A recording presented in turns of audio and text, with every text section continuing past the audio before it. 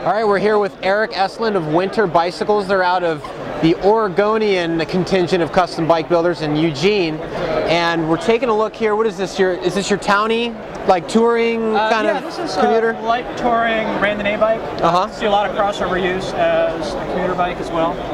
Yeah, this is actually built for a rider who is mostly going to probably use it as a city commuter bike, but also do 100, 200 Ks on it. So shorter, medium distance kind of rando events. Now this is beautiful lug work. Did you do all this yourself here? This is all hand carved? I did, yeah. All the seat tube section, the head tube section, is what's often referred to as a bilaminate construction. So it's essentially a manufactured lug. I chose that construction because I can use the features of fillet raised construction as far as the design flexibility. Yeah. As well as combining a lot of room for the aesthetic I wanted to go for and what a customer may or may not want. I get really nice beefy tube intersections, and I can still run fairly thin tubes and not be dictated by lug design in the lug angle, or in the case of seat tube length with a double-butted, externally butted seat tube. Now, is there a specific kind of tubing that you like to use? What kind of tubing is this bike built with? This particular bike is mostly true temper. I use tubing from most of the tubing manufacturers, and I try to really match a specific tube to the application of the bike for the rider. I don't necessarily set out to build a true temper bike so much as knowing what ride characteristics I want the top tube to be like, and then I'll look through tubing catalogs and pick the top tube for that. Yep. Now, is there a particular type of bike that you specialize in? Because we have the touring bike here. Sure. We see a cross bike, and we're going to talk about your track bike here in just a second. Really impressive. Are there any kind of bikes that you specialize in more than others? Most of the bikes that I'm doing are along these lines where it's a high performance bike that's not race focused. I still do some race bikes with the cross bikes and the track bikes, and certainly road bikes as well. But most of the bulk of the folks coming to me are looking for a bike that has that level of performance, but in a package that's more comfortable for daily use. Right.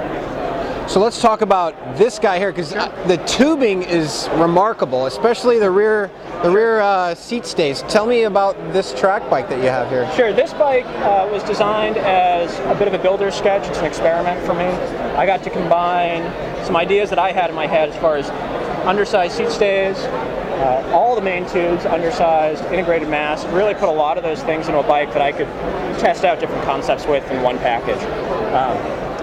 The undersized tubing is a combination of things. One, I wanted to look at how undersized tubing fit for applications like time trial use and things like the athlete's hour, have really specific tubing shape guidelines. How small of a tube can you get away with and still be aero? Right. The other end of the spectrum is I'm not a really big guy, and I wanted to see what it would be like as a larger rider to ride a classic size bike.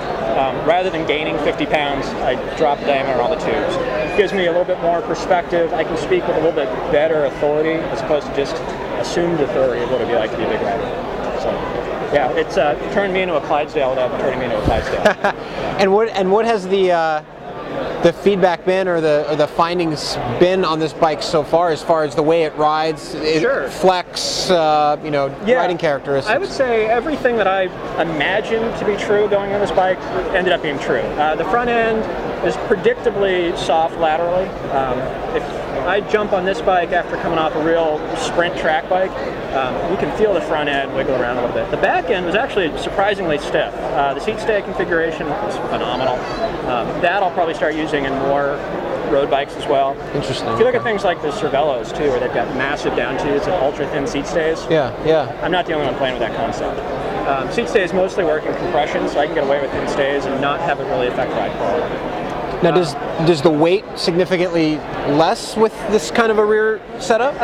Not in this particular case. This bike, being an experiment, I used a little bit thicker tubing just to play with the concept. It would probably end up being roughly the same as a really thin traditional road setup, so this kind of external setup. But it gives me a little bit more room stylistically, keeps a nice thin aero profile, looks great, rides well.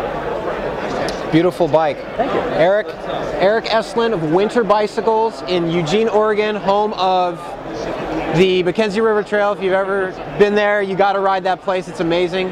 Eric, thanks a lot, man. Thank you. Peace out.